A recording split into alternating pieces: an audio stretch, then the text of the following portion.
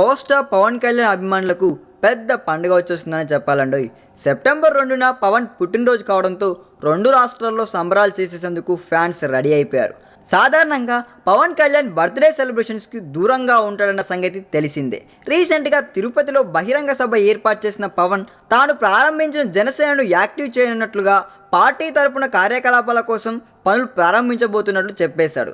దీంతో ఈసారి బర్త్డేకి ఫ్యాన్స్తోనూ పార్టీకి సంబంధించిన మనుషులతోనూ పవన్ గడుపుతాడని, అందరికీ ఉత్సాహం ఇస్తాడనే అంచనాలు ఏర్పడ్డాయి. కానీ ఈ బర్త్డే కూడా అలాంటి హంగామా ఏమీ ఉండదని తెలుస్తుందండోయ్.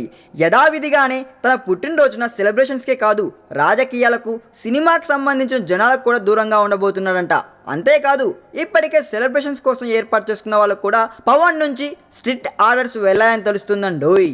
పవన్ కళ్యాణ్ త్రివిక్రమ్ కాంబినేషన్లో మూవీ తీనున్న నిర్మాత ఎస్ రాధాకృష్ణ సెప్టెంబర్ 2నే ప్రాజెక్ట్ అనౌన్స్ చేయాలని భావిస్తే ఆ ఆశలపై కూడా పవన్ నీళ్లు చల్లేశాడంట. మొత్తం మీద ఈసారి కూడా పవన్ సందడి లేకుండానే పవన్ కళ్యాణ్ బర్త్డే జరగనుందన్నమాట. ఈ వీడియో మీకు నచ్చినట్లయితే సబ్స్క్రైబ్ చేయండి. ఫిలిమి స్టార్స్ బోలెడంత న్యూస్ బోల్డ్గా.